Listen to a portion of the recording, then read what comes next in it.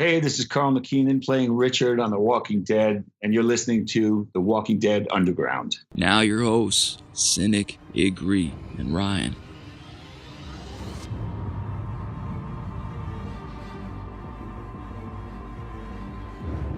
And you are listening to The Walking Dead Underground, and I'm your host, Cinik. And joining me, as always, my tag team partner, and the only adult alive to know every single word from Disney's Frozen, by heart, my good friend and yours, Igrihe. We have a huge show in store for you this week as I sit down and have an exclusive one-on-one interview with the great Karl Makinen, who played King Ezekiel's right-hand man Richard, and we cover everything from his Bury Me Here story arc to the beautifully tragic Some Guy episode. We also talk about life post-Walking Dead, but if that wasn't enough, we also review the most recent offering, Episode 7, Time for After. Because we are The Walking Dead Underground, the only podcast repeatedly quoted on The Talking Dead. And thank you for that, Chris Hardwick. Like, listen, subscribe. Most importantly, enjoy the show. If you love TV like I do, over the last few decades, you've seen this guy literally everywhere. He's an amazing actor, he's a successful restaurateur, and he killed last season as Richard on The Walking Dead. He's King Ezekiel's right-hand man. Karl Makinen joins the program. Karl, welcome. Thank you. Thank you for having me. Karl, one of my favorite parts of doing these interviews is it lets me look deeper into the performer's career.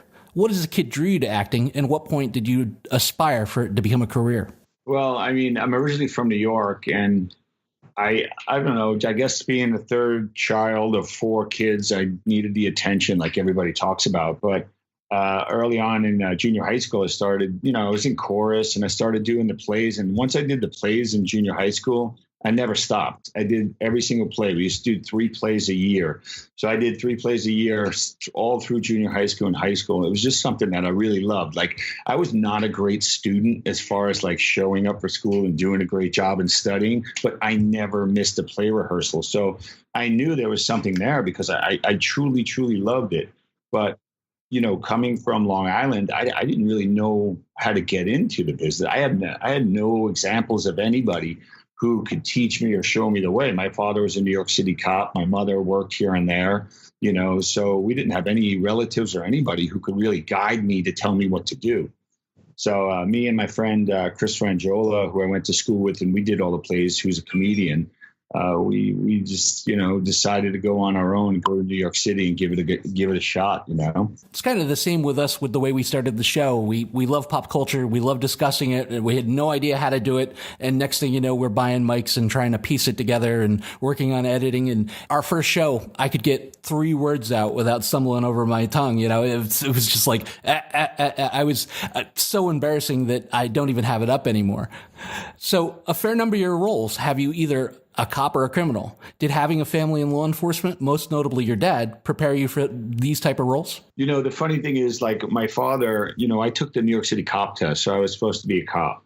And then I went to orientation, and that was like the couple of days before that is when Chris Frangiola came up to my friend and said, hey, I went to this seminar where if we're 20 years old, blonde hair, blue eyes, we should be in Los Angeles. So I went and I went to the orientation and I signed that my grades were good for like 5 years. And then I had to go home and tell my father that, hey, Dad, I don't think I'm going to do the cop thing. I'm going to give, acting a shot.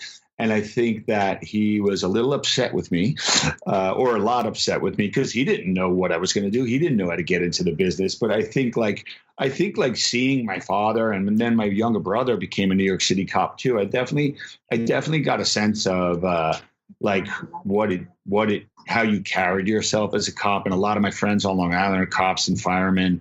And so I definitely think it helped, like, being around that family and that environment that would help me get those roles or come to them a little easier. Because really they're just people like everybody else, and it's just a take on life that they you dig into as you're acting one of those parts or roles. The bad guy part, I do get a lot of bad guys too. I don't really have any. I don't know where I get that from, but those are my most fun parts. Yeah, they always seem to have a little bit more meat to them, right? Because you're able to pretty much do what you want to do. And that was the interesting part about Richard, because he was a good guy, but he had to do bad things to kind of push his agenda across. So you got a little bit of both with that. I mean, I really loved that character, and I love the way you play it. With such an impressive resume, what was some of your personal favorite roles outside of The Walking Dead? Well, I think so. I did an episode of Criminal Minds where I played this serial killer who would go kidnap these people who were bad people and then take them on a boat and then beat them up and drug them to admit that they were bad people. And then he would kill them and pick them apart and sink them to the bottom of the ocean. So it was just really like, I didn't even know how I was going to get there mentally. I was like, how can I even do this? How can I get into the mind of this person? This person's sick. And somehow, I don't know where I dug it up from, but it was just really an absolutely fun part to play because you're right. There was no boundaries for me. Nobody could really hold that up against a real serial killer because each one of them are unique. So I just found some uniqueness within inside of myself and other stuff that I thought I could bring to the character. So that was definitely one of the fun parts. Then we filmed it out in the ocean. One of the parts is I get in a fight on the boat and I get me and the father who I'm abusing, we go overboard and we go into the ocean and we filmed that like a half a mile offshore. And it was in October and the water was cold and I had to go like 10 feet under the water and then come back up, come on the boat trying to get the kid. And it was a challenging, awesome role, and the stunts were fun too in it. Those are the funnest parts. When you get a part where it's just like throwing like context out there, it's boring and it's actually harder for me. I do like to have some meat to dig into and to grab onto to, really get to have fun with the role. Yeah, I don't know if you've seen Mindhunter on Netflix, but it's basically the beginning of the study of serial killers. It's pretty amazing. It's how the FBI learned to profile serial killers. I think it came out just this past year, but really good. If you haven't checked it out, you definitely should. Yeah, I will. I'm always looking for something new. So you get the call, and what's your reaction to being cast in a recurring, in my opinion, extremely important role on the world's most popular TV show? I mean, I got to be honest with you. So because I have the two restaurants and I'm kind of like a day-to-day operator, I really am focused on the restaurants and then focused on the acting and auditions. But I didn't really have a lot of time. I knew The Walking Dead was out there. I knew it was a great show that everybody loved, but I never watched it. I just didn't have the time. So when I went to read for it, everybody was like, "Oh my God, I love that show. That's the best show. Oh, I hope you get it." And they didn't give me real Richard sides. They gave me some fake sides, but it was a really meaty kind of Scott Gimple kind of writing. I could tell that he wrote the audition scene. And when I got it, I was like, "Ooh, this is fun. I'm going to get to dig into this character of this guy who is supposedly trying to take over a bank and kidnapping and stuff like that." That's what the audition scene was. But when I knew I nailed it, and when Sherry Thomas, who's the casting director, who's awesome, she actually texted me and gave me a heads up. She's like, because she asked me about riding horses, because the character's supposed to ride horses, and I told her I wasn't that great at it. And she texted me that morning saying, "Hey, you better start liking horses." And I knew what that meant. So I was really excited. And then I went to the TV and I put on the first episode that I found of Walking Dead, and it happened to be season 6, the first episode in the second half of season 6. And the Saviors came up to the original cast in the band, and it was this motorcycle gang. And this guy comes out, the lead motorcycle Savior comes out and starts giving this beautiful monologue that's funny and scary and all over the place. And I'm like, "Oh my God, this guy's an amazing actor," right? And I'm like, then all of a sudden, Norman comes out and blows all the motorcycle gang up. And this was the opener. And I was like, "What? They just killed this great actor. I can't believe it." I was like, "Oh my God, I got to be really good," because my goal was I didn't want to die because I didn't know. So they told me, "You're going to do 5 to 8 episodes, maybe more." So I was always in my mind hoping for the maybe more. And I was just like, I'm going to be such a good actor. I want to be so great that they're going to not want to kill me. But as far as The Walking Dead goes, if you're a great actor, they love to kill you because that makes more of an impact. Absolutely. And they did it in the most memorable way. If you'd like, I'd like to bring up your restaurant as well. I mean, yeah, great. I think that's amazing. I was on the website just the other day, and the food looked incredible. I'm going to be in California sometime early next year. I'm definitely going to stop out.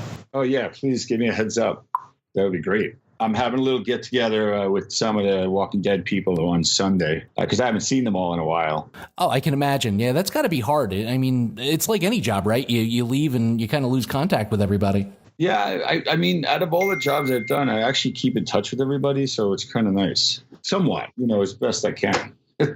Yeah, not to sound too much like a fan, but I am a massive Lenny James fan, and I got to meet him, I'd say about last year around this time, and it's same thing. He was on a show called Jericho, which I adored when he was on it, and I talked to him about that, and he was actually headed to meet the rest of the cast of Jericho after the convention was done to have a barbecue. So I thought that was great. We could talk about that too, the exciting news. Oh yeah, that's pretty crazy, right? I don't know how they're going to do that. I don't know either. I thought for sure it was going to be cutlets. I thought for sure, 100%. Gimple, he's going to find a way. Oh, yeah. They're pretty inventive over there. What was your opinion on Richard as a person in his whole Bury Me Here story arc? I mean, I think like everybody in the apocalypse, I think a lot of what they believed in before the apocalypse was good, like goodness. And then you had to change, and a lot of your thoughts about killing people and surviving and that stuff all plays into trying to survive. So my Richard, I thought, he was a great person, my father person, dedicated. But when he lost his family and his wife, I think he lost a little bit his mind, and I think that's where he went wrong, because his drive to kill the saviors was a little too much. It was a little misdriven. And it was only just, if he could just tone it down a touch, he would have been able to survive the whole thing. But unfortunately, Richard was just so driven to take out the saviors that he was blind to really appreciate the little things that were left in life and the kingdom. I don't know. It's tough for me. I loved his character. I loved his drive, but he was a little misguided with how hard he wanted to go through with things. Now, I saw The Talking Dead after you were unfortunately left the show. But as an actor, you're in the car, you're getting ready to go to set, and you're driving there knowing the whole time that you're going to be strangled by one of the most likable guys in the world, Lenny James. What are you thinking going into that day? I mean, I was definitely sad. I mean, I really got, at that time, I got to know the cast really well, and Lenny James, I mean, I just have a man crush on this guy. He's such a good person. He's such a great actor. I love that he just sits there and you want to keep the camera on him and just watch him, even when he doesn't have dialogue, because he's such a good actor that him listening, you believe he's processing it. He's going through it. So as much as I was sad about leaving the show, I was excited in the fashion that I was leaving the show, in the scenes that I got to have with Lenny James, in the fact that, I got to play a great scene with a great actor on one of the best shows on television right now. And so as much as I was sad, I felt blessed too. So let's speak hypothetically. If Richard was still alive, do you believe the kingdom would have walked into the trap they did? I mean, just wide open and wiped out every capable soldier they had? I would like to think not. I when you watch that episode and you see how confident and cocky that King Ezekiel was, I think I might have grounded him a little bit, because I feel like I was that for him. I don't know, like if Jerry is that type of person to King Ezekiel that I was. So I would have thought I would have had a little bit of a plan, more of a plan. I would have maybe did some reconnaissance on it and went and scoped out what we were doing alone, because I had no fear about dying. So I would not want anybody in the kingdom to die. So I would make sure that the plan was really thought out and processed. I would like to think that it would have been a little different. But when you have those big guns like that you could shoot and just mow down people, I mean, you really don't have a chance. But I would like to think that it would have been probably a little less collateral damage. And do you think their first 2 clean victories led to the slaughter in the third? I mean, they didn't lose a guy. The Saviors barely fired a bullet in the first 2 fights. And they walk up on this third one and they're like, we got this, not a one. He keeps smiling, yet I'm still smiling. And next thing you know, I mean, were you watching at the time, and how do you feel the scene played out? Yeah, I definitely think that, that's also the way the show likes to do it. It makes you think that, it's going to go one way, and then it totally does a 180 on you. I thought I did love that episode. That's my favorite episode of the season so far. And the way how they had this, you kind of knew a little bit, because the confidence and them having that meeting, and you're like, oh boy, something bad's going to happen. But I didn't think it was going to be that bad. And then they cut to everybody waking up. I mean, not waking up, everybody dead in this devastation. And you even thought King Ezekiel was dead. Yeah, and it was so beautifully shot, because they go from that teamwork huddle, everybody is surrounding each other and supporting each other, to just that tragic pile on the ground. I mean, that was one of the few times this season that they got it 100% right. That episode from start to go was both painful and beautiful to watch. Yeah, I agree. It's interesting. So that was the guy who edited that scene was Dan Liu, and he is actually the head editor on the show. So last season he was editing a couple of my episodes, and he asked me to do this short film that he wrote, because he wanted to give Scott Gimple a show reel, because he wanted a directed episode. So we wound up shooting this short film that he just did beautifully. It was a really, really good short film. It went into one of the festivals in Hollywood here, and it led to him getting the nod to direct an episode. And that was Dan who directed that episode 4. Granted, the writing and the storyline was amazing too, and Kari was great, but Dan did a beautiful job directing it. I agree. The way it was shot was just awesome. Last week's episode, I had a little bit of problem with the writing, but the acting was amazing. I mean, Melissa McBride and Kari Payton were just outstanding. They had me riveted. Kari is so damn good, and I agree with you on that. This season, I know, like my season, I thought it was interesting, because I thought my season moved somewhat slow, because they were introducing all these new groups. And then this season, I didn't know what they started off with, like the fighting. I was like, oh, what's happening here? What's going to happen? And finally, when the Kingdom episode came, Kari and Jerry Cooper just killed it. It was so good. They were so good. I really like that episode. So far, that's got to be my favorite episode. Yeah, I was actually going to ask you about that, if you were still watching, and what were your feelings on that? I mean, because that was basically everybody you worked with over there, right? All laying in that pile. Yeah, they wiped out everybody, except for Diane, who I think she's at the hilltop now. Yeah. Apparently.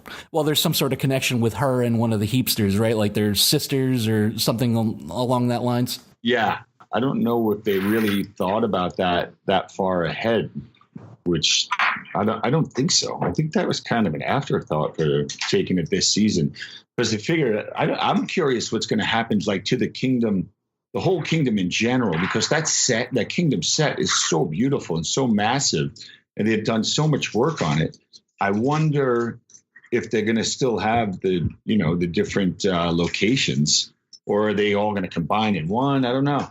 Yeah, in the comic book, I think they kind of tend to, they all collapse basically into one, except I think Sanctuary kind of continues to maintain, but I think most everybody's in the same spot. So I don't know, but I do love the kingdom setup. I love the way it looks, the way it feels. I mean, and that's what I love about how they introduced all these communities, is everything and everybody functions differently. Like they all have a different way of life, where the kingdom looks nothing like the way they do things at Hilltop, and that looks nothing like the way they do things at Alexandria. The leadership structure, the commerce, just day-to-day operations. And the amazing thing about that is, even though you're exactly right, they're so different and different approaches, none of them are working perfectly.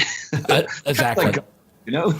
Well, that's one of my big questions. Where would you like to live? And undoubtedly the whole cast is like, oh, we want to live in the kingdom, because they just seem to function a little more, even though there's the huge D&D aspect to it, they seem to function a little more normal than everybody else. If you look at Alexandria, they're constantly in conflict. If you look at Hilltop, they're basically at Gregory's beck and call, and they're all living in small trailers while he lives in a mansion. So the kingdom was the way to go. It looked like everybody was living pretty well there.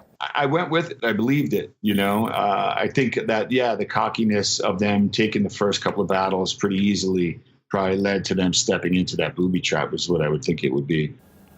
So 2017 was a pretty big year for me. You went from The Walking Dead to multiple Walker Stalker conventions. What was the fans' reaction to Richard? And were there any kind of hard feelings like there were towards Josh McDermott? I don't think they took it that bad, but for sure people would come up to me and, they were like, you tried to kill Carol, you tried to kill Norman Reedus, and I always thought that was funny because I would always say to them, I'm like, wait a minute. I'm like, I would go through their pictures that they would have, and I'd be like, wait a minute, here's Jeffrey Dean Morgan, and he's Negan, and you went up and you paid for his autograph, and you probably was so happy to meet him. He wants to kill everybody. It is kind of how they pick and choose. And I do accuse the fan base of taking it way too seriously sometimes. I mean, I've met Josh. He's a wonderful guy. He wouldn't harm a fly. He gets this dialogue, which, they're doing a lot more with Eugene than I ever thought they would. And, now he gets all kinds of flack for basically doing his job. Meanwhile, the lines are out the door to meet the guy that just slaughtered 2 people with a bat. It confuses me so much sometimes. Yeah, I know. I love his character that he plays. I love that his cadence of how he speaks. I love the dialogue that they give him. Like, he's truly, to me, one of the unique characters on the show that I like because he totally has a different voice than everybody else. I love it. And it's not him, which is great because you would think that you speak to him and he's just talking like, you would think somebody would have to talk like that in real life to be able to replicate that. And it's just, that's not him. Comedian too, that's his gig. And same thing with Ross is kind of an actor comedian too, but he does those 1-minute impressions or 10-second impressions that are great. Oh, he's another one too that has really taken the ball and run with. I mean, Aaron, not the most significant character up until I think the last few episodes, but he, outside of it, using social media. I mean, his lines were as long as anybody else at Walker Stalker. Now, the first time I saw him, not so much, because they really didn't. They just introduced Aaron and Eric, and they hadn't done anything with him yet. And I mean, he's grew his popularity exponentially through social media. I mean, 2017 was a huge year. You went from The Walking Dead to the always popular Twin Peaks. Where are our listeners going to be able to get their Karl Makinen fix next? I'm actually up for a couple of things right now. I've been offered this kind of horror film where I play this crazy father that we're in negotiations with that. Also up for this movie, Bonnie and Clyde movie, and I forget the name of it right now. So I got some things in the work right now, but I'm just waiting for my next gig, and I'm excited but it's also a challenge to find something as great as I had. When I was finished with that last episode, Bury Me Here, as an actor, I was like, oh my God, how am I ever going to get material like that ever to act? Because it's so hard to get really well-written, character-driven, beautiful scenes like that. So that's another reason why I was a little depressed in the way that I feel like, oh my God, how am I ever going to get great material like this again? So I'm kind of hoping in the future we can, find stuff that is that way. We'll see. Yeah, but that role, you showed complexity. I mean, you killed in that role. So, I mean, if anything, it should be something to grow from. I hope that people see that, you're not just the, throw you in a detective suit or make you a bad guy, but you really can act. I was amazed at how well you played that part. Oh, thank you. Thank you. That was an extreme amount of fun, and I can't thank Karl enough for taking time out of his busy schedule and stopping by and talking to us. If you aren't a fan of that guy after this, you might be doing something wrong. Keep up with his remarkable career at karlmakinen.com. There you'll be able to find him on all his socials. He's extremely active, and he's a fun follow. He'll also make you hungry. And if you're a foodie like I am, and you are in the greater Los Angeles area, look for his fantastic restaurants at thelocalpeasant.com. Look over the menu, find the location, go there and eat, and then tell them The Walking Dead Underground sent you. It won't get you anything, and they probably won't know what you're talking about. It's just a badass supportive thing to say. For today, we're missing dear Ryan. He's off starting his trans, which we both support. We're going to start the episode off. It's episode 7 of season 8, The Time for After. Based off the title alone, IG, could this be anything but heapster gibberish? Oh, it was totally heapster gibberish, and I don't know. They're growing on me somehow. I don't know why Jadis is growing on me. I just, maybe her confidence or something is just working, because whatever she does, she's so certain about. And it works on some level. The language still drives me a little crazy, but it works. Yeah. Sometimes I want to take a deeper look at what they're doing over there. And then the rest of the time I just slap myself with a frying pan and say, what are you thinking? Because, by minute 5 of the episode, you're going to be searching to see what else is on TV. I can only imagine what it must have smelled like in that shipping container that poor Rick's sitting in. I mean, imagine Andy gets the script and he's looking at it and he's like, all right, I'm in a shipping container in the middle of August in my drawers. And it looks like he's been there for a while. It probably smelled like 2 hobos humping in there. Even if the set isn't actually a dump, I mean, they've made it look like a dump, so it probably smells pretty rank. And the dialogue just drives me crazy. I mean, I can get in with the Blade Runner get up. It's the dialogue amongst them. After a while, it would be just like, we're only 2 or 3 years into this. Knock it off. I mean, you haven't forgotten how to speak. It hasn't been hundreds of years, and they came across like an English textbook, and they just took excerpts of what they thought worked to make it more hip or cool.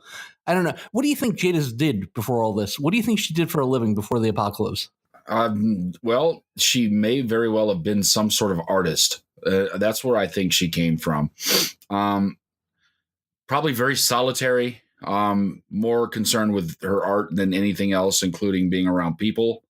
I don't know how that qualified her to lead a bunch of people, unless they're an artist collective or something, but they seem a little aggressive to do that. So I don't know where the rest of them came from, but that's my guess would be, she's really into her art. So that would tend to lead. She was some form of artist. And I would think we've all seen some news stories of these crazy artists, like that chick a couple of weeks ago who sat naked in front of the Mona Lisa, showing everyone her hoo-ha. That she'd be one of those kind of artists, but someone with some actual other skill as well, because we saw the cat that she was making currently, and the one that Rick stole like last season. The sculptures were actually very good. I have 2 schools of thought here. I think a lot of them probably were either mall employees or they all worked at Starbucks together. And they probably annoyed all their friends trying to convince them that Lana Del Rey is a talent. And they had those intentionally ugly dogs and all drove around in just a big heap of Vespas, just a big gang of Vespa riding artists drinking Starbucks, listening to Lana Del Rey. Or single gear bicycles. Single gear bicycles would have worked on most of it. With the giant wheels. Well, yeah. Well, either the really old ones with the big giant wheels, or just the hipster bike with a basket on the front. As soon as the door is open with, it's not too late for you. My offer still stands. You can join us or die. Nothing like dealing with from a position of power, right? I mean, you're in your drawers, your hands are tied, you're sweaty. And he's like, hey, listen, this is the last chance. I'm serious this time. Why do you think they won't agree with Rick? I mean, is she intentionally being difficult? Or is this her way of flirting? I mean, would it hurt maybe if Rick went a little pro quo and maybe just laid with her once to get this going? How long are we going to have to hang out in the junkyard before they say yes? The sexual tension is palpable. It's just going crazy. Well, not really, but, she likes to believe it is. It just does not look like he has any legs to stand on. You show up by yourself saying, join us or die. I could see the Garbage Pail Kids looking at this like, this dude has got to be loony. We just double-crossed you. We heard a whole bunch of you, and now you're standing here saying, all right, let's do this again. I could see where they would take a moment of thought, and I'm still not fully on board with Rick going back there. I know they need bodies, but come on. Go get the chicks out at the Oceanside place. Start there. Yeah, you do have at least a few able-bodied people there. I'm surprised. I mean, we're going into the last episode of the season, and we've yet to revisit that whole area out there and what they're doing and what might be going on with them.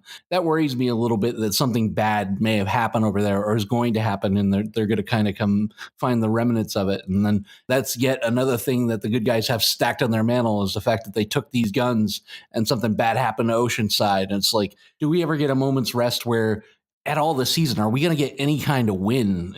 Not a we're going to drive up and ambush people having a picnic win, but a win where we feel good about this last 7 or 8 episodes where people walk away and like, okay, I'm going to come back for roll B just in a couple months and see that there's progress and that we're close to the next thing. And I really think they're doing a little bit of stretching, and it worries me a little bit because there's a lot of different ways you can go with this. There's a lot of content out there. Instead, we're kind of getting an episode where, all right, well, more Eugene, because that's exactly what everybody was asking for. And I get that too, IG. I mean, this trip was necessary, right? But I mean, she wants to sculpt him after. It's getting a little weird. Would you have made this field trip if you were Rick? How many times would you be kicking yourself in that shipping container while you're sitting there just kind of waiting for them to come to their senses and join the team? I don't know. That place like seems kind of like Detroit to me. Like you go there once and you never go there again. You've seen it, you know what it smells like, and you decide, all right, I've had my fill of it. It's good. I'm glad I went once. I'm not going back. So no, if I was Rick, I'm not going back there. If I happen to encounter them on the road, I might throw a finger sign up at them or something and say, hey, what's up? You guys want to come our way still? Because I'm not coming to your house. You guys are hoarders. So that's really what it looks like, is that he's really grasping at straws. And I don't, if everybody sticks to the plan, they shouldn't even need these guys, really, if they stick to the plan. And that's the problem in this episode, is they decide not to. Rick's plan was the only one that made sense and the one least likely to be followed by anybody ever. So further your point about Detroit, or the whole state of Michigan, really, it's one of those odd states where we never get any listens from. I'm not sure if anybody still lives out there. I know I did fly in there once. I had a Cinnabon. I saw Tiger Stadium as I flew by, saw the Great Lake. I think I've had enough of Detroit. I don't think I ever want to go to Hardcore Pawn. There's nothing in Detroit drawing me there. If they were giving away Red Wings tickets, I don't think I would go. Sell it to Canada already and be done with it. I think Michigan is an antiquated idea. I think they can just have it back. It'll be fine. So Eugene goes to Dwight in orders for him to cease and desist all betrayals and backstabbery. That's a great word, backstabbery.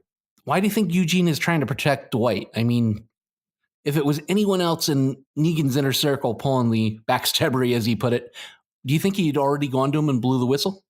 No, actually, I think he's just looking to keep his spot secure. And he knows things, and when he finds things out, he just tries to keep everything status quo. And that's really all I think this is about. I think it's about the status quo. Keep it all on the up and up, keep it all level so that everybody gets to keep doing things and he keeps getting to play Galaga and eat his pickles. That's all he wants. And he sees Dwight messing with that, and he's like, all right, man, like, quit it, or I'm going to have to tell somebody. I'm going to go tell Daddy unless you stop. And it's just the fear in Eugene. And I think the only thing keeping Eugene as quote-unquote Negan is fear. It's not that he really wants to be there, but he's safe and he gets pickles. I mean, who wouldn't trade their whole life for safety and pickles? I thought a lot about that, and I may go back to these in the questions that I wrote, but I thought a lot about that too, is like there's a inner struggle with him between fear and intelligence. I personally think that it's more like, all right, well, I'm going to gather this information, and information is interesting because you have it. And sometimes it's not what you know, but when you reveal it is important. You want to wait for that big aha moment. I don't want to run in half-cocked and give you half the story at the wrong time. But when you reveal stuff, it's as much about timing as it is about the content of what you know. You're already on the ropes. It's kind of like waiting to throw that perfect combination that might have not put you down at the beginning of the fight, but at the end of the fight, it's going to take you to the mat. And sometimes I think that Eugene's like, all right, I got this, I got that, and it's just more of a question of waiting. But you're playing a really dangerous game when it comes to Dwight. I mean, we saw him have an innocent man basically tossed in a furnace because he was covering his own hide. Meanwhile, you've got this guy that he really doesn't have any loyalty to and no reason to help or save, but he just keeps giving him all these chances. And I think there has to be something deeper there. I mean, because if you look in the episode, he's talking about his friends and he keeps referring to them as traveling companions. Now, that's trying to distance yourself from it. You know, we've been friends for 12 years, 13 years now. We've been podcast partners for over a year now.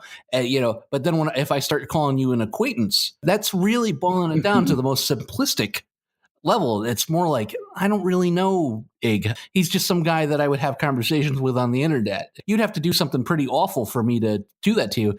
And Rick and Rosita and Abe and Glenn, and they never did Eugene wrong in any way. If anything, they loved and they supported him and they kept him alive, other than Abe throwing that savage beating out by the fire truck once Eugene revealed all the backstabbery. We can't hold that against anybody because Abe is dead now. I mean, really, he got his comeuppance if that's the way Eugene is running on this. Abe is dead, so everybody else has all been people that have gone literally out of their way to keep Eugene safe and fed and happy. So you're absolutely right in that he's throwing these people under the bus for no real reason other than to keep his spot secure and trying to get everyone to believe that there's no allegiance. And I don't know if it's a game, and I pray it does. Our tweet on the Talking Dead last night is absolutely true. I love me some Haircut. He's such a great character. He's so much fun. It's funny, though, because we obviously have this error about Dwight that he's a tough guy. He was a biker, obviously, or maybe a little bit of a rough and tumble pass. That's at least how they play him. And then you walk Eugene in armed with information and a magnificent mullet. Were you surprised that Dwight didn't throw him a wholesale ass beating the second that he just started on his tirade against him? Like, you better stop this. I know this, but I'll let you go as long as you agree to stop right now. Well, I think the problem lies the other way, too, because I think Dwight wants to maintain his position because it gives him intel about what's going on, intel that he can pass on to Rick and the gang. And so if he throws a beating to Eugene, people are going to go, where'd this beating come from? Who beat the shit out of Eugene? And it's going to narrow down rather quickly. And so I think if he does that ends badly. So it really works out well that he doesn't beat him and he just scares him a little bit. It might have been that I was tired. It might have been that I was a little bit giddy at work. It might have been, but when I watched this episode, the only thing I could think of was when Pee Wee Herman stumbled into the biker bar in Pee Wee's Big Adventure, and he's like, I'm trying to use the phone. And he promptly walks out and knocks over all their bikes. Well, that could have worked too, but the problem is Negan. The problem is the other lieutenants. You beat them relentlessly and somebody's going to find out. And then they're going to be like, why are you beating Eugene? He's got a job here. You have a job here. You can't just beat up Eugene and then things are going to come out. Yeah, I agree. If you do it, you got to work the body. You can't leave any marks. Dwight lays a very rational argument at Eugene's feet. Basically, IG, all you have to do is nothing and your friends win. Now, we've spoken repeatedly about Secret Agent Haircut, but as this episode wore on, do you think it's starting to become less likely, or does he not want to reveal his hand because he just doesn't trust Dwight? Well, I don't know as he's been a secret agent completely all this time. I think he has been doing some things to benefit the sanctuary, but it's still knowledge is power. I still think that time is going to come. I'm holding out hope because, again, Eugene is such a great character and he did so much for Rick's group and everybody else on the good side, quote unquote, before this, that we would love to get him back. And I think the time is coming and his amount of knowledge is going to help that. So I don't think he's been a secret agent, but he's been so deep into everything that he's going to be able to go ahead and turn back to the other side with very, very intricate knowledge of the inner workings of the sanctuary. That's going to turn everything, because even if the sanctuary moves, if they leave that building and go somewhere else, he knows about how everything works. And that's where this lies. If you know how it works, you can break it. And that's what's going to happen. And Dwight is getting them in the door, but I think it's going to be, I hope it's going to be Eugene that gets them the eventual W, the win, as it were. I think in the very end, there's going to be a lever to push, a button to hit, and Eugene ultimately is going to do the right thing. Right now, I'm not so sure about that. I mean, it would have to be in the most opportune way, and it would have to be almost like, yeah, I was on your team the whole time. Yeah. It's almost like he's waiting to pick a side. I'm going to stay as neutral as I can. I'll play like I'm on both teams. I'll help Sasha, but then I'll jump back and I'll, agree to fill up ammo casings, and then I'll jump back and do this. But it's almost like he's just waiting to pick sides, but the stress level has to be high. I mean, we actually saw him break. Great quote from Dwight. He basically told him, you don't have blood on your hands. Not yet. But once you do those things, you become those things. And that really set a tone of actually how haunted Dwight is, because the doctor's got to be on his conscience. That guy that he caught and walked back to Sanctuary and killed before he got back there so he could stick him on the fence. A laundry list of things that Dwight has done that he feels guilty for. Sherry reminded him of that. Like, I've got to go so you stop remembering who you are so you can keep this going. What did you feel about that scene? I mean, I really thought it was a great bit of acting from Austin Emilio and Josh McDermott. And I don't consider these guys like marquee guys on the show. And yet they kind of stole the show last night as far as they centered it around them and they became really important. Well, and it showed that they can center around these guys and not really put out a bad show. I mean, there were problems with it, but there's problems with, I mean, even the best episodes of The Walking Dead, I can find little things that bother me. But that's pretty much anything out there because I'm old and I'm a cynic and something just has to be wrong with everything. Nothing can be perfect, which is awful. Flippity flu. But the acting was strong. The dialogue was on point. And I know that's not all of them, but you still got to be able to act it to get what's off the page into the show. And they were amazing. And they showed that they can move away from the central cast and get to these people and focus on them for an entire episode. And it's still intriguing and fun to watch. And it worked. They knocked it out of the park. Austin Emilio and Josh McDermott are stars, man. They did a great job in this episode. I really did love their interactions and how they did things. And that's what's killed me, because the dialogue between even the most minuscule characters, not to minimize what they do, but the dialogue between the most minuscule characters has been really, really good. I just wish they'd take some of that effort and push it towards the plot. So what we're watching makes a little more sense and makes it a little more enjoyable. Is Dwight right? You screw around in Sanctuary long enough, you hang out long enough, it isn't long before your face looks like half a burnt grilled cheese sandwich. Does Eugene fancy himself too smart for the iron? Like, I can do this. I can navigate these waters. I can not get caught. I'm not going to end up like you, Dwight. Well, that's the thing. You know, if you're dealing with a boss, quote unquote, like Negan, you're going to mess up at some point, and he's going to, lay the smackdown on you, be it an iron or some other form of punishment. Nobody is past it. Like, nobody. The only person that won't get that kind of punishment is Negan himself. So you're tempting fate. And I think that he thinks he can get by with it and shift blame or do whatever. But, as Negan was saying, when this whole debacle started, I'm going to give you this much time to get it done. And if not, I'll put you down myself, but it'll be quick. That's my favorite of you. So either way, I got your back. And it's just one of those things where Negan is saying, you either win or you're done. And even if he wins, if he has other losses or other problems in the process, he may get the iron or some other form of awful torture to remind him who's in charge. And I don't know that Eugene really understands the depth of the problem that he's in. And that's where, I think it may actually take something like Negan hurting Eugene to make him swap. And I think it's coming. That might be something that comes. Once again, we get a really, really odd coincidence, because we watch Fear the Walking Dead, and those characters are constantly covered in slime. We've watched from season 1 where they've used the guts trick over and over again, all the way up to when they were trying to sneak out of Alexander when they were overrun. But the first time somebody brings up the fact that, hey, maybe covering ourselves with the entrails of the dead could possibly lead to some side effects, Father Gabriel comes down with some unexplained ailment, which has to be the same one that killed Padme during childbirth. All he seems to care about is the fact that we need to smuggle Dr. Carson's 2.0 back to Hilltop.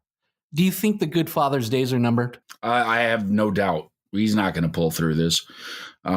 Especially because now that good Dr. 2.0 is looking for Eastern medicine to try and put some herbs and spices on him. He's going to try and turn him into a Kentucky Fried Chicken. I just don't see Father Gabriel making it through this. It would have to be some weird act of God for the good Father to get him through this. No taking shots at the holistic types that believe in this stuff, but I'd love to see the percentage chances of how many times rubbing dirt and leaves on something works, how many times the Eastern route works. I'm sure it has. I'm sure because if not, people wouldn't be doing it, right? Because everybody would die. So that has to have some percentage chance of working, but I would love to see what it is. You take that and line it up with actual medicine from science, and then you go to a hut and you do some other stuff with some holy water. And I would like to see the percentage chances of each thing and how often it worked for each ailment, because I don't like Eastern medicine's chances up against things like cancer or something far worse where an organ needs to be removed. Just drink some sage and hop on one foot and everything will be good by tomorrow. Yeah, well, they could get out the doll and do the funny dance and it'd be just as effective. We get a voodoo doctor out here, maybe he can make something happen. Problem is this is a massive infection that is shutting down organs. This calls for huge, huge, huge amounts of antibiotics that they don't have. Funny thing is, I don't know why they don't have some of these things, because there are stockpiles across the United States. And somehow all they tend to get is a couple of bottles of ibuprofen and one or two inhalers. That's all they've got. It just does not count. I mean, you had to have broken through some hospitals at this point. Gabe tries to reason with Eugene about doing the right thing. And Eugene really has a lot of good logic here, because sometimes when you do the right thing, I'll do the right thing for me. But then on your side of the fence, things go terribly wrong. Is he too far gone? Is this cowardice speaking? Or do you think it's intelligence? He's making the intelligent play, because that's going to be the debate today amongst people standing at the water cooler or over this week. Is he a coward or is he a genius? Well, that's the thing there are still a large amount of people there at Sanctuary. And if he makes this decision that the Father wants him to make, if he makes his decision, how many of those people die?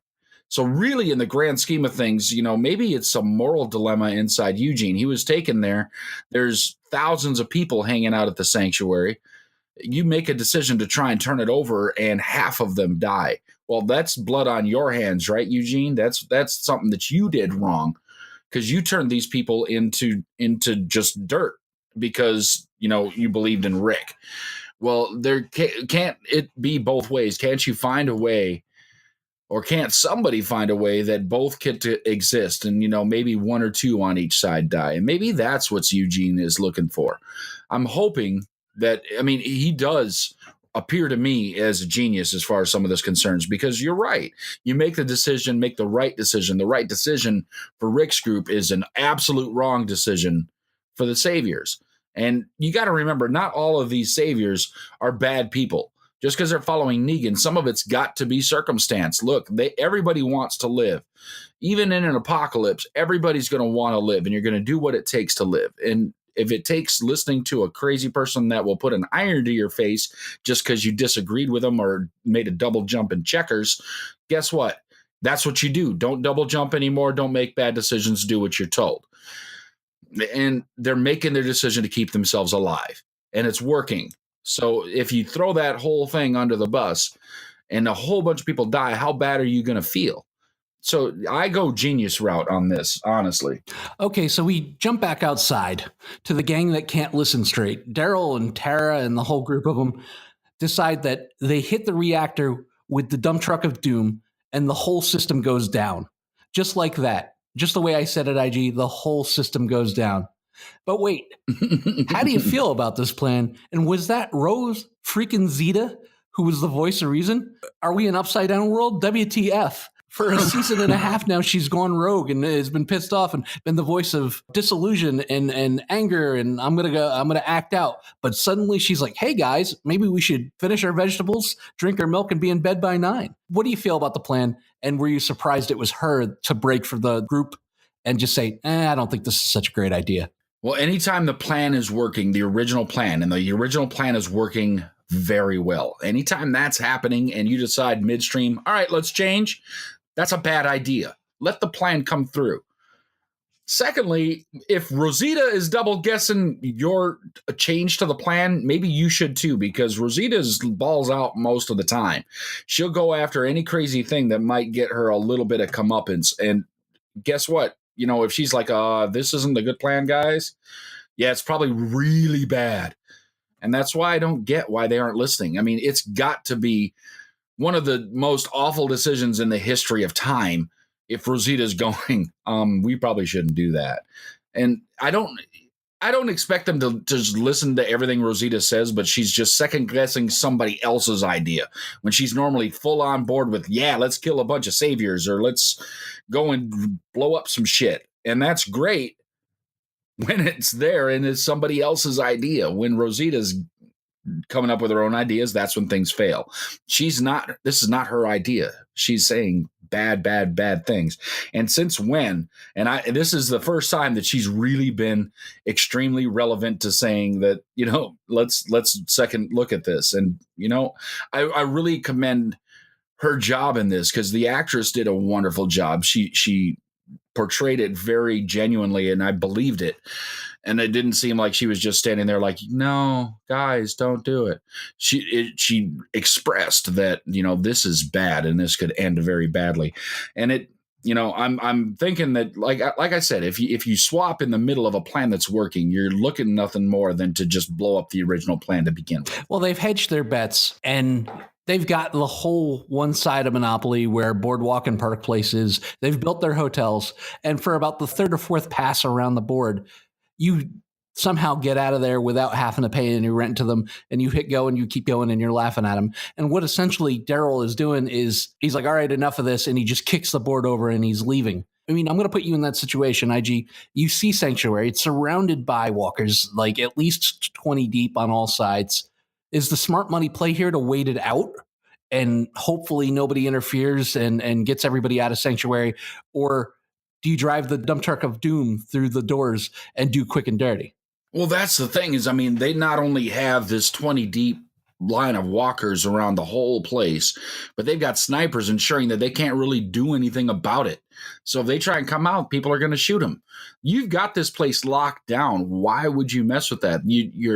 They're running low on water. The power is off. They don't have much food. They can't get out to get anything. They are going to win if they leave it the fuck alone. And why can't people just leave well enough alone, especially when that's the Daryl problem kind of all the time. Something's going on and Daryl thinks he has to stick his face in it. I mean, honestly, that's why Glenn is dead. Is it completely his fault? Did he know how bad it was going to get?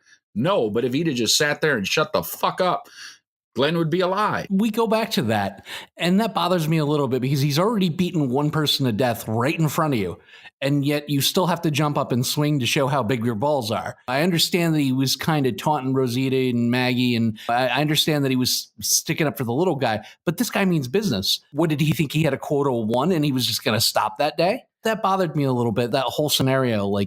And I'm not questioning Daryl Dixon's level of education because I don't know. We don't have enough background on that front. But he's obviously not leader material because he's never shown that. Like, he's never shown any kind of depth to be leader. This plan was designed by smarter people than him, or at least we could assume. And say this move works. Great, you win. It's a big gold star on his winged vest once he gets it back. But if you lose, I mean, outside of fighting Rick last week, you've also cost probably hundreds more people to die. And where does that leave him and Rick in the grand scheme of things? Well, I mean, I think that's going to lead badly. But I mean, Rick, being the good guy he is still going to love and trust probably Daryl. I'm guessing. Problem is like, I'm guessing to make all this happen, literally probably about 100 people were involved in formulating a plan to get the sanctuary under siege like it is. And 3 people decided they don't like that plan. Well, that's not how this is supposed to work, guys. 100 people put this plan together and it's working. And 3 of you go decide, nope, we're going to do our own thing. Well, you may not get to keep your motorcycle. Maybe Rick takes that away from him or something and grounds him and says, you've been a naughty boy. Or he doesn't get the extra side of beans with his dinner tonight. I don't know what it's going to be, but it's going to cause a little bit of second guessing between the 2 of them, I think. I'm hoping that things still work out, but Daryl is going to have to see the error of his ways at some point, and I think it's going to come in our mid-season finale next week because it looks like some shit is about to go down. Negan brings Eugene in for a go team kind of talk because it seems like at this point, Eugene is the only person that Negan can rely on. He also compliments him and gives him a handshake out of respect. And then made me wonder a little bit, is this not only about safety for Eugene, but about respect as well? I mean, if they would have gave him maybe a little bit more of that at Alexandria, if they would have put a little faith in him, if they would have gave him some sort of position of esteem, would we be in this situation now? That confuses me a little bit because he basically walked in there as a captive, and a week later he's about number 3 on the pecking order. So do you think it's as much about safety for him as it is the respect he's been shown by Negan? Absolutely. And that's the thing. If you're made to feel valuable, you're going to be a little more loyal, right? You know, you got to feel good about what you're doing. And Negan is good at that. He'll make you feel good if he wants to. And like you said in earlier episodes, he's like, he takes your weakness and turns it into strength. And he sees the weaknesses that he second guesses himself a lot, Eugene does, and that he's timid and everything. And he uses that to push him forward and teach him how to take control of the situation and do what he's supposed to do sometimes. Because obviously Negan doesn't want to be pushed at directly, but that doesn't mean that he's unwilling to take advice from somebody who might know something. You know, Negan's a fairly good leader when he's not beating people with bats. He just has the necessity to hurt people at sometimes too, which is the problem. Yeah, that seems to be the last line. It's like, all right, I'll compliment you, I'll motivate you, and then there's always the threat of violence if things don't work out. Going back to Daryl a little bit, and I wish I could talk to Norman Reedus about this and see how he feels about it.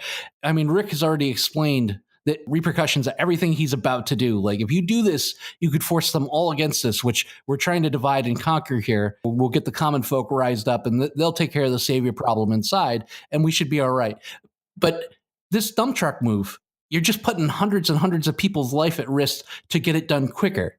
Do you think that's slightly out of character, slightly more dark side? And sorry for all the Star Wars references, but slightly more dark side than we've ever seen out of Daryl Dixon? It's getting there. It's getting right around the corner of pretty goddamn dark because I don't know where he thinks he needs to be the savior of the zombie apocalypse, because that's exactly what he's doing, is he's showing that, like, I can win this all by myself, except you're one guy and there's a lot of saviors. And even if you kill hundreds of them, they're going to get out now because you let them out. And then what's going to happen next? Because obviously they have firearms, they have vehicles, they have know-how. If you don't take the head off of the snake is going to bite you.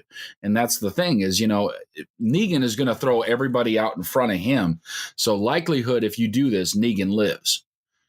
It's a problem all the way around. So Dr. Smarty Pants comes up with what I can only describe as the iPod 11. Somewhere on his grave, Steve Jobs is turning over because he's figured out a flying iPod with zombie repellent Lana Del Rey music playing and a slightly improved camera. How long before Apple brings this to market, and how long before Samsung rips it off and brings the exact replica out, or vice versa? Oh, I think it's going to be a feature on next year's iPhone.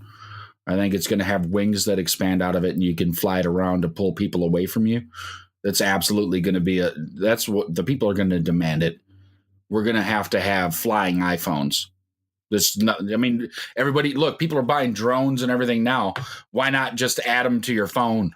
Wouldn't that be great, though, if you left your phone somewhere and it just flew back to your hand, sort of like Thor's hammer? Like every time you put your phone down, you just held your hand out and your iPhone popped back up. So no matter where you left it, just flies through everything to reach to. Chances are it'll have a broken screen when it gets there because Apple needs that $150 to repair it. But it would still be cool to have your phone just show back up wherever you are, whether it had to fly or... Aren't we all going to get that chip implanted right in the center of the palm of our hands now so that it knows where home is?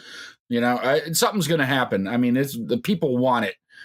Listen, Apple, we want flying iPhones. With zombie repellent. With zombie repellent built in. You can even tap in to the whole DC franchise if you want and name it Bat Zombie Repellent. And then you could get some money from DC and line your stuff up into the next Justice League movie. You'd be set, right? You can get some of it paid for that way. Well, don't forget the mildly improved camera, because that'll sell tons. You've got to always improve the camera just slightly for idiots like me to stand in line and pay thousands of dollars. And you could even like say it's slightly improved and not improve it at all. That's all you have to do. You have to say it's slightly improved. Just give me a camera that can take low light pictures. I'd be happy. Eugene gets caught with his hands down his drone, and Dwight threatens to shoot him. Haircut quickly apologizes for any injury he may have caused by chomping down on Dwight's chode. Was it straight up balls from Eugene to launch the drone anyway, even though Dwight's standing behind him with basically a gun to his head? And should have Dwight shot him when he went ahead and launched it? It was pretty ballsy, but I think, the flip side from earlier is true that, look, you can't beat up Dwight. You can't kill Eugene. You can't do any of these things because then somebody's going to get found out. So he knows that, like, if you shoot me, Dwight, Negan's going to find out that you've been passing all this information because he's going to be like, why'd you shoot him? He's out there trying to figure out how to get us out of this. That's the task I gave him. There's no explanation Dwight could come up with to clear himself of killing Eugene. And somebody's going to see it. Somebody's going to know. They might not have heard the conversation, but they're going to have seen him kill Eugene, and that's a problem. I still like the balls out of Eugene, though, because he's like, you know what? You're going to just have to do what you got to do, but I'm launching this thing because I'm going to save us all. It was pretty ballsy. I did enjoy it. Yeah, it really was. And I wanted to see it work even just a little bit. Even if one walker just kind of followed it down the road, it would have made my day. If they would have used a kite with a key on it and electrocuted the walkers, anything, I just wanted to see something change about the situation. And I guess it did in not a way that's, proactive to the heroes. After the walkers storm Sanctuary, we see a little bit of evil mullet action as he goes in and explodes all over Gabe and drops a great D&D line. He said, basically, you and Sasha rolled your D20s and you wound up dead for what you believed is right. Is he kind of right? I mean, is self-sacrifice so season 7? Oh, my God. That's a good quote. Listen, you make your choice. You make your bed. You're going to have to sleep with it. You cook your lunch. You got to eat it. These people made their decisions. Like if Sasha hadn't decided to go on her mad spree running into the Sanctuary, she wouldn't have got captured. She might still be with us. But, Star Trek Discovery needed to happen, I guess, even though you have to have a special subscription to go watch it. I'm not paying for that, guys. I'll find another way. Same thing with Eugene. He made his decision and now he's living the high life. And same thing with Father Gabriel. Like if he would have just let Gregory die, he'd be back with everybody else, wouldn't have had to cover himself with guts, and he'd be just doing just fine right now. But, we all make our decisions.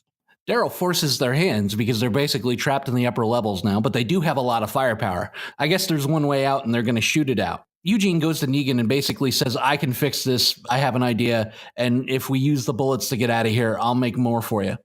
I mean, at this moment, I've never felt more wrong about Eugene. And sometimes I don't get this stuff right. Sometimes I want to believe that there's good in characters because I like them. And I like the fact that he constantly references 80s and 90s pop culture and Dungeons and Dragons and stuff.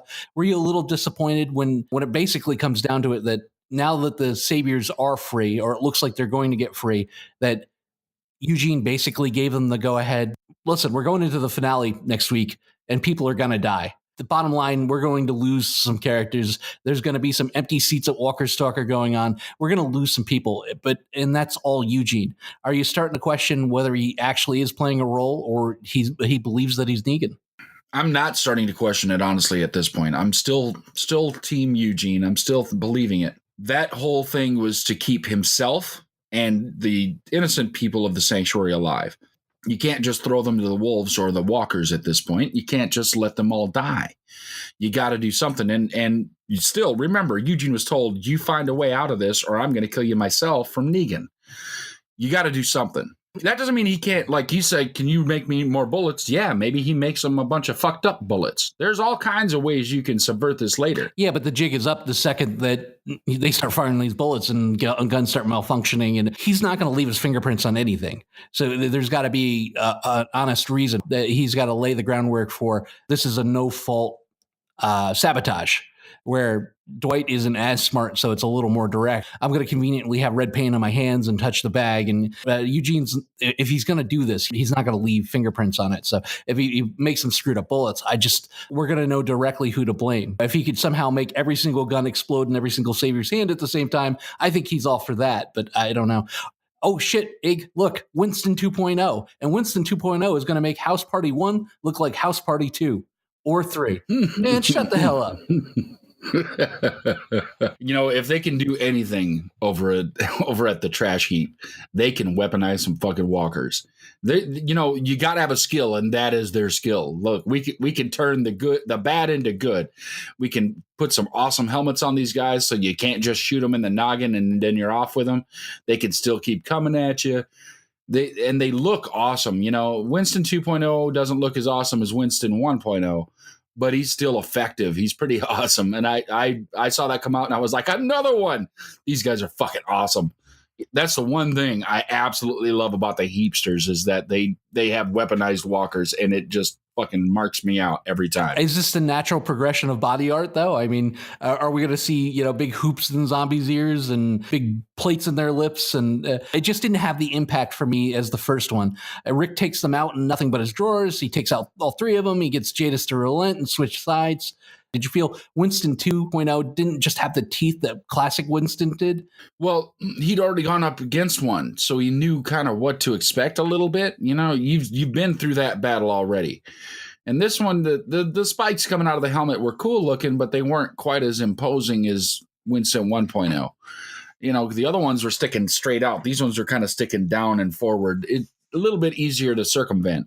How good is somebody's word, IG? I mean, when you have to get it by force, by threat, by gunpoint, by walker bite, how much can you believe somebody when I can't just get a handshake and a nod from you, but I've got to threaten violence against you to get you to join Team Cinik? Well, that's the problem, is that when you get agreement under duress, how much can you really trust it? I don't think that this is a good situation for our heroes, that we've tried to get the Heapsters back on board. I'm holding out hope that it works, because I think we've had some recent losses, and I think we've had some problems going on for the heroes in the past couple of weeks. I'd like to see some wins come back. I don't think it's going to happen in the midseason finale. I think they're going to get their ass handed to them, and I think there's going to be some bigger problems. But I'd like for the Heapsters to actually get on board and help in some way, to see the error of the Sanctuary and the Saviors, and decide that, if we like to keep our garbage pail spot, that we're going to have to do something to keep those guys out of it. Rick and the Heapsters return to find the snipers dead. The Savior's gone. What were your thoughts on the episode, your rating, and the shitstorm that's most definitely headed towards Alexandria? I liked the episode. This is the first one in a while that I really kind of got behind. Maybe it's because I really like Eugene. I like his speech cadence. I like the things that he says. I like the references. There was a lot of things going on, and there was movement. And, we've seen that now the Sanctuary is basically out of the walker infestation. That being said, there's a lot of things coming, and I'm a little scared on who's going to make it through the midseason finale. I think, the death pool is going to really start to even out here real sudden-like.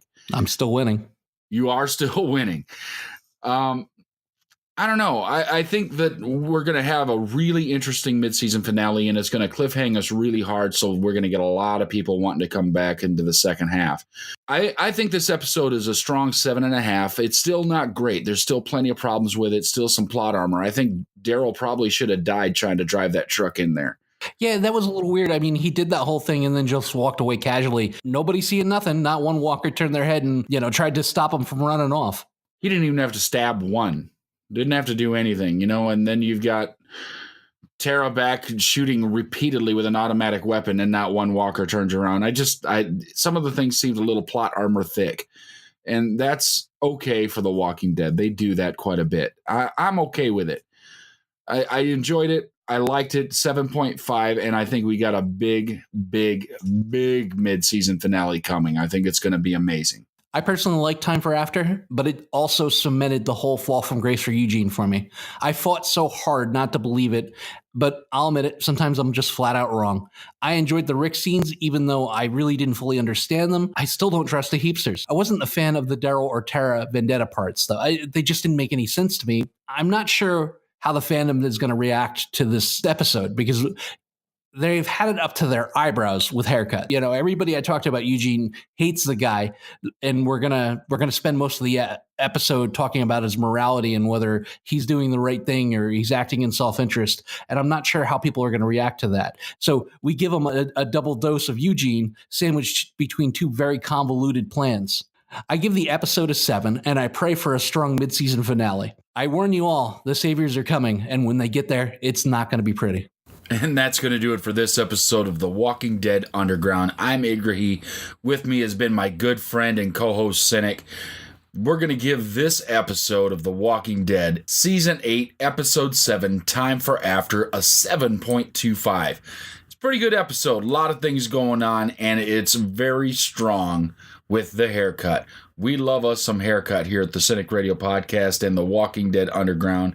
So we want you to send us your favorite haircut pics. You seen some outlandish stuff in your life? Send them to us. And you can send it right now at CINIKRADIO@gmail.com. You can find us on the internet at CINIKRADIO.com. Look for us on Facebook at Facebook.com/CINIKRADIO. And find us on Twitter at CINIKRADIO. Also on Facebook, go and look for The Walking Dead Underground. That's a great fan site with more than 20,000 members. A lot of fun, the best Walking Dead memes on the internet. We want to send out another special thanks to Karl Makinen. That was a great interview, sir, and we can't wait to talk to you again and see the next thing you show up in.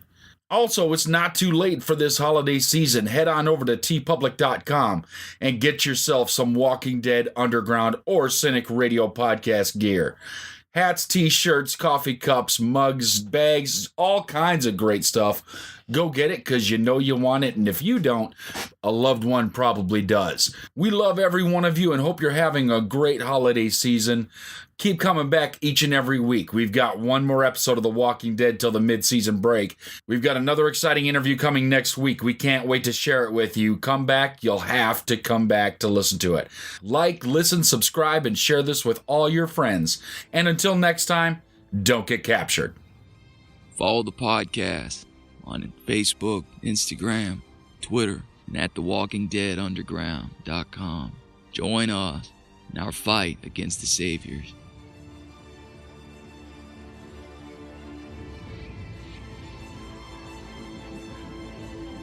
Cinik Radio says, all you Eugene haters out there, sit down. I don't care if he is a savior right now. I love me some haircut. #respect the mullets.